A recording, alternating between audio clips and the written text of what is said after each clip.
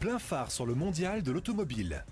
Voilà, on se retrouve porte de Versailles à Paris pour le dernier rendez-vous de la journée depuis le stand de l'ASFA, l'association professionnelle des autoroutes et ouvrages routiers, dans le pavillon 2.2. Depuis 10 heures ce matin, nous évoquons les équipements automobiles, plein phare sur ces équipements. Et sur ce thème, votre avis nous intéresse jusqu'à lundi. Vous pouvez nous dire sur notre page Facebook si vous êtes prêt à payer votre véhicule plus cher afin de bénéficier d'équipements innovants. Pour commencer cette émission, on va tout de suite parler de la voiture du jour. Après la version Racing et la version Prestige, voici dans la famille DS3 le cabriolet. Comme l'explique Étienne Menant, chef de produit DS3 pour Citroën, il nous présente un véhicule qui se devait conserver la signature esthétique de la version d'origine. Cette voiture-là, donc, a l'avantage, comme architecture, de conserver tout ce qui fait l'atout, l'attrait de Citroën DS3, c'est-à-dire l'aileron de requin. Deuxièmement, c'est quand même le pavillon flottant renforcé par un effet biton. Donc là aussi, l'architecture qu'on vous propose permet de le conserver. Puis le troisième atout, c'est qu'on pourra profiter du plaisir de rouler découvrable, quelles que soient les vitesses. C'est-à-dire jusqu'à 120 km/h, vous pourrez ouvrir et fermer la voiture et vous n'êtes pas obligé de rétrograder à 30 km/h pour pouvoir profiter du moindre rayon de soleil. On a travaillé aussi sur toute la partie arrière, autour de la lunette arrière et du volet, qui a une singularité, c'est une cinématique innovante. Alors l'arrière est effectivement très innovant. Au moment où la capote s'ouvre, la vitre arrière se rétracte. Et pour ouvrir la malle arrière, alors ce n'est pas un effet portière qui s'ouvre avec beaucoup d'ampleur finalement, mais c'est un volet, une sorte de volet qui se rétracte le long de la vitre. Oui, pour maintenir cette prestation de lunettes arrière vitrées de grande dimension, on a proposé de la désolidariser de la toile de façon à ce qu'elle vienne se poser sur la tablette arrière pendant que la toile vient se poser ensuite gentiment sur la partie arrière. Et cette prouesse technique permet à la DS3 de proposer avec 245 litres le plus grand coffre de sa catégorie. La gamme DS3 Cabriolet sera disponible à partir de 18 800 €, soit une différence de 2 500 € entre les versions berline et cabriolet. Frédéric Charon, bonjour. Vous êtes responsable de la stratégie technologie chez Faurecia et avec vous, nous allons parler de l'intérieur de l'automobile et notamment du siège qui représente tout de même le deuxième poste de dépense lors de la conception d'une automobile. C'est étonnant ça. Oui, c'est toujours étonnant. Le siège est en fait le grand inconnu pour une raison relativement évidente, c'est qu'on est assis dessus. Donc là, quand on est dans le véhicule, on ne le voit pas. Néanmoins, c'est la deuxième chose qu'on touche quand on rentre la première fois dans un véhicule. Le siège est un objet complexe, c'est un objet de confort, c'est un objet de style, mais surtout, c'est un objet de sécurité. C'est l'objet qui vous relie au véhicule en cas de crash. Et donc, à partir de ce moment-là, c'est un objet qui est extrêmement contraint dans sa réalisation, contraint dans son volume, contraint dans ses fonctions. Et tout ça dans une enveloppe financière, également relativement limitée. Donc, est-ce aussi cher que ça ? Voilà. Et alors, qu'est-ce qui explique justement dans le siège ce coût important ? C'est plutôt la technologie, c'est plutôt peut-être les matières, la recherche éventuellement ? Beaucoup de recherches en effet sur le siège. Il y a des équipes complètes d'experts qui travaillent à longueur de temps pour améliorer la sécurité, améliorer le confort du siège et tout en essayant de résoudre l'équation a priori impossible de l'automobile actuellement, c'est-à-dire de faire toujours mieux, de faire plus sécure sur le siège, plus confortable et plus compact et plus léger, de manière à répondre aux objectifs de diminution de consommation des automobiles. Voilà, alors en ce qui concerne, il y a le poids, effectivement, mais il y a également la volonté des constructeurs de donner plus de place, d'aérer l'habitacle de la voiture. Donc forcément, cela impacte sur le siège. Absolument. L'autre équation impossible, c'est que les véhicules deviennent de plus en plus petits. On s'aperçoit également sur le mondial que les nouvelles versions de véhicules qui sortent sont plus compactes. Plus compactes à l'extérieur parce qu'il faut s'intégrer dans les contraintes d'un environnement de plus en plus urbain et tout en donnant plus de place aux occupants du véhicule. Frédéric Charon, je vous coupe tout de suite pour une information trafic.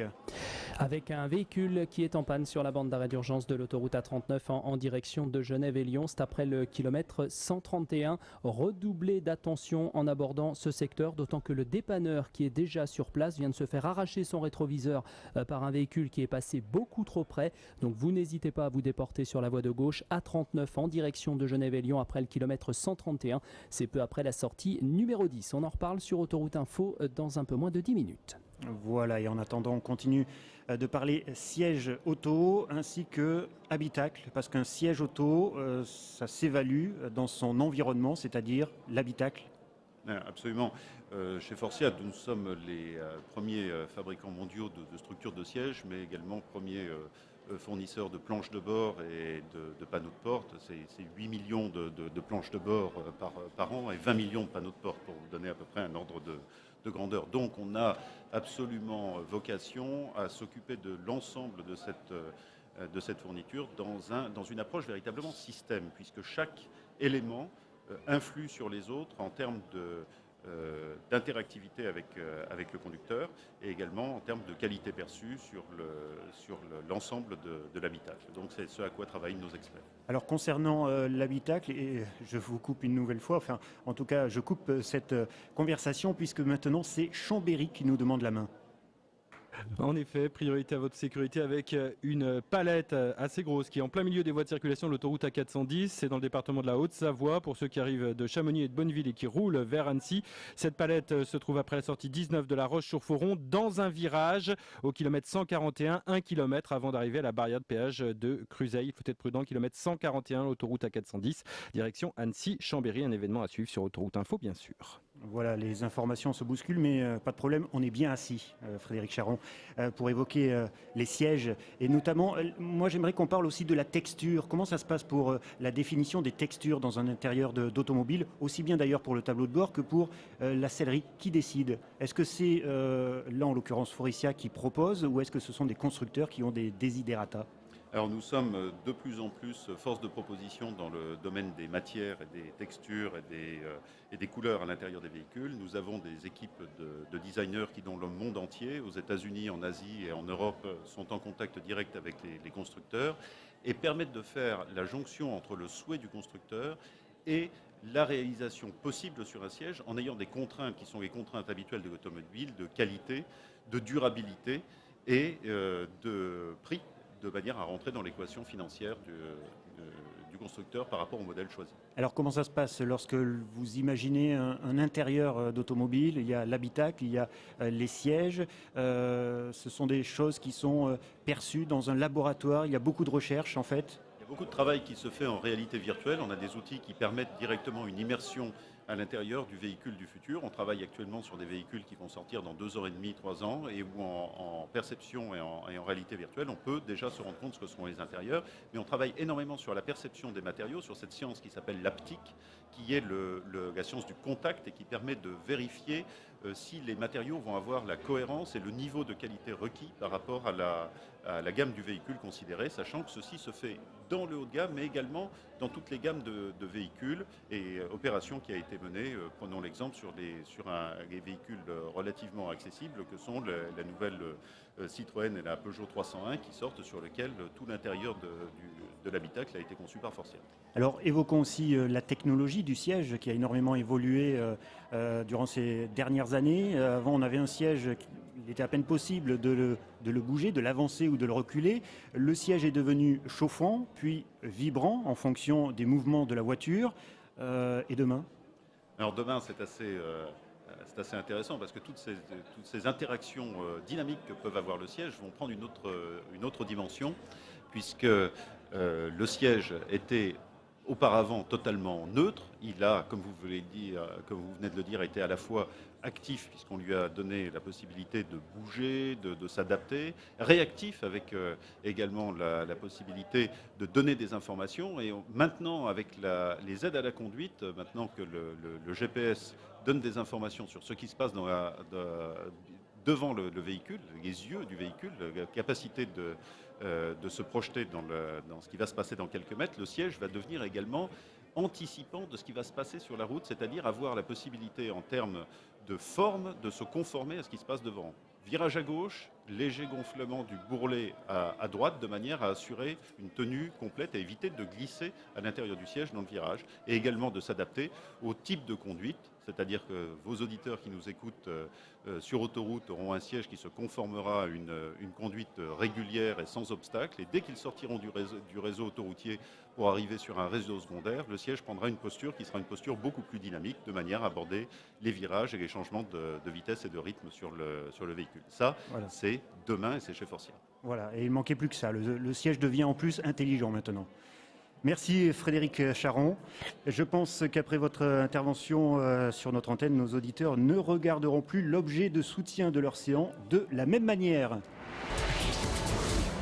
On termine cette émission avec la Minute Stratégie. Nous avons donné la parole à Gildo Palanca-Pastor, président de Venturi Automobile, qui nous explique le retour de Venturi sur le créneau des sportives électriques avec la présentation d'une version définitive de son modèle America ici au Mondial. La propulsion électrique crée d'immenses possibilités en termes d'architecture.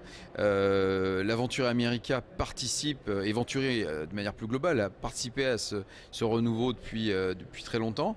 Il n'empêche que la ville reste le point essentiel, cette ville la plus propre possible, cette ville où on a plaisir à avoir une qualité de vie la plus importante possible. Donc oui, la livraison en ville reste un sujet important pour nous, important pour les grands constructeurs aussi. Pourquoi on retrouve aujourd'hui autant de créativité sur le véhicule sportif? Parce que c'est un véhicule de niche qui permet d'atteindre des cibles qui finalement sortent de l'esprit traditionnel de l'automobile? Le véhicule de sport, c'est aussi des volumes qui sont compatibles avec une activité artisanale.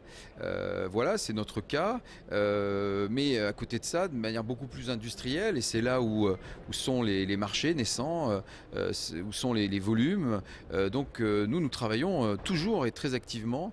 Après avoir fait un millier de véhicules électriques en partenariat avec le groupe PSA l'année dernière, nous travaillons très activement à l'industrialisation d'un scooter électrique à 3 roues, et donc une nouveauté pour nous et puis un nouveau challenge industriel. En parlant de volume réduit, sachez que l'America sera produite en 100 d'exemplaires seulement. Voilà plein phare en direct du Mondial de l'Automobile, c'est fini pour cette semaine, mais on se retrouve lundi prochain à 10h avec une journée spéciale Société d'autoroute. C'est la moindre des choses depuis le stand de l'ASFA. Alors en attendant lundi, le Mondial de l'Automobile 2012, c'est aussi à suivre sur le site internet de la radio www.autorouteinfo.fr et sur les réseaux sociaux.